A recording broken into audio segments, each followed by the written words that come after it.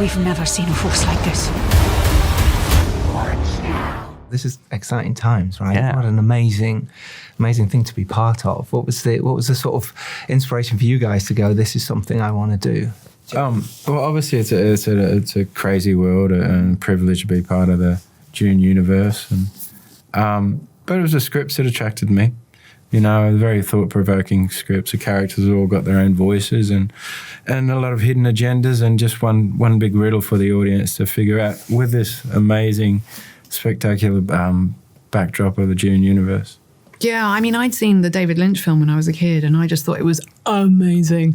And I just remember being so kind of enthralled by it, and it really captured my imagination. So I think if there's a kind of gold standard sci-fi, I think it's the Dune universe. You know, you can't really get better than that, I don't think. Yeah. And you're very different and opposing characters. You're a very destabilizing sort of influence, and you're almost a very stabilizing influence. What is it when you first look at the script and you sort of have to find those moments in the character that are likable and your own interpretations into the choices? Like, what were your sort of first impressions on what to do with them? Well, for a start, we were so lucky. The writers and creators were so collaborative and let you make some bold choices and that sort of stuff. My character, I like a lot of my characters are mystery, and it's a mystery in the scripts, and his future and the shows are a mystery. So I sort of lent into that and wanted to get into people's heads and try to disrupt their thoughts and have them guessing what I'm thinking all the time. And I don't know, I'm just out there to embarrass myself, probably. Is that how you feel? Like you thought, Oh, yeah. It's so embarrassing, mate. Look at No, that. but I mean, in a way, that's a good point. You know, you've got to sort of be prepared to take risks, Yeah. you know? And I think what's particularly interesting with these characters is they do always keep you guessing. And I mean, that's certainly true of your character. And I think, you know, with my character, when we first meet her, she seems like almost a frustrated housewife. You know, she's been sidelined. She's not being listened to. She's not being heard. She seems stabilizing, and that's, you know, at first, yeah. I only watched to the first be four continued. episodes. Let's see.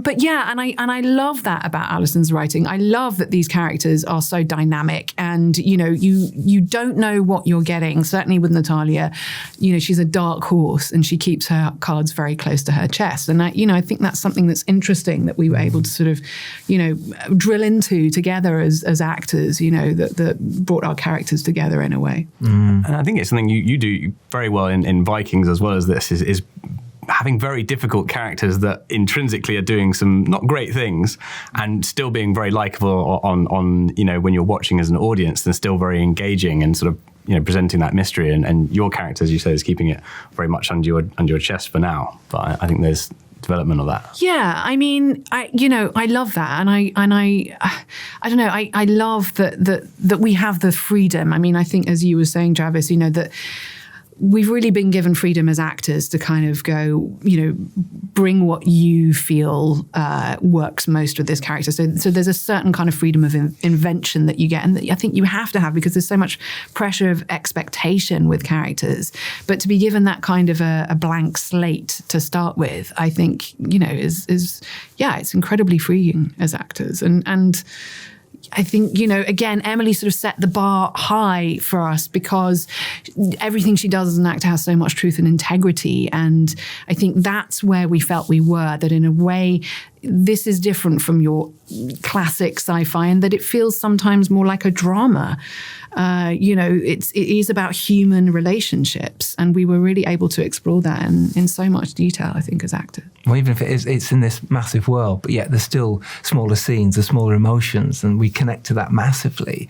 What's it like when you're working with different directors? You've got your sort of your arcs and your characters, and you're working on that sense, but then a new director will come in, or it's a new, especially because you both worked on TV series where that happens a lot. How do you work with that? I think you get used to it, swapping directors. Yeah. And everybody's got their own way of working and their own, what they're good at. But everybody was such a nice director and great people to work with. The whole crew was really enjoyable. They were, and I think what I really liked about this, you know, especially seeing the first episode, is that it's brave enough to play scenes through silences and looks.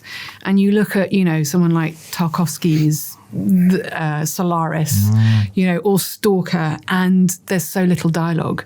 And so much is about looks and silences, and what is not said is as important as what is said. So I really love the fact that, it's been bold enough and brave enough to go into that territory. I mean, that scene between you and Mark is really interesting. You can literally see what's happening, in your minds, but there's very little that's said. And I think so much often in series is expositional, and thankfully this wasn't. Yeah. And I think HBO are, in particular, are like so good at doing those kind of shows as well, and complex writing. Yeah.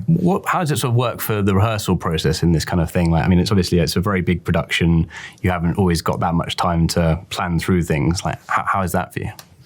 I mean, Pretty limited on. Did we have? I can't even I think it was remember. It's all like the a scenes year in the ago. throne room that were like really rehearsed, weren't they? Oh, It took, yeah. almost 4 days to shoot them, and that. Yeah, there was some quite a big, lot of rehearsal.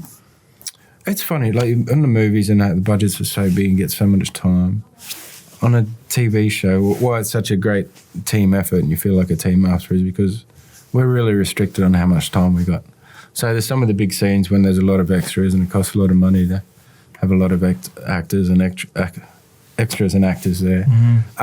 So we rehearse some of the really big scenes and yeah.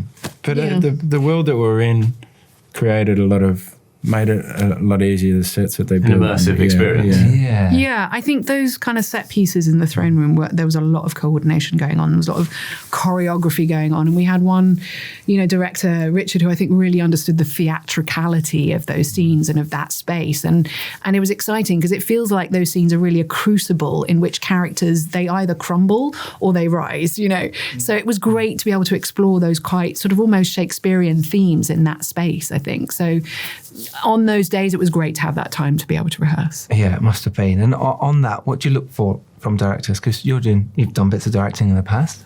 Hopefully you're directing your feature coming up soon. What is it you look for in directors on set? Those moments when you might be struggling or you've got to imagine something bigger. What do you want from directors? I want to be left alone. That's good though. That's okay. Yeah, I just want to make my own mistakes, Yeah. And I don't want to be able to. I want to blame myself for a shitty performance. I don't think that's Yeah. ever been No, the sometimes case, though. just the understanding of what you're trying to achieve, or to give you more time. And the best stuff when a director comes and says something out of the box, because 9 out of 10 directors will say exactly the same notes that you already know in your head.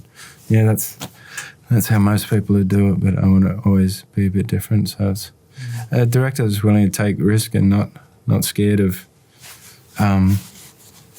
different choices. Okay. Yeah, I think when a director really trusts you to trust your own instinct as an actor, that's a great feeling. And if you've got good actors, you need to do that. And I also think the fact that on this, that it's sci-fi, I never felt that we were secondary to the concept. And I think, that can sometimes be the case on something that's this big. It never felt like that. It felt like, all the directors we had were equally as interested in performance. And I think when a director's really there to help you explore that, and also economy. I've noticed myself as a director, you overload an actor with notes. Give them one note. Give them one note, give them one word, let them discover something. It's so much more interesting, I think. Yeah. Yeah. Yeah, brilliant. Thank you so much, Yeah, Jodhi thank you. Travis. Absolute pleasure. No worries. Cheers.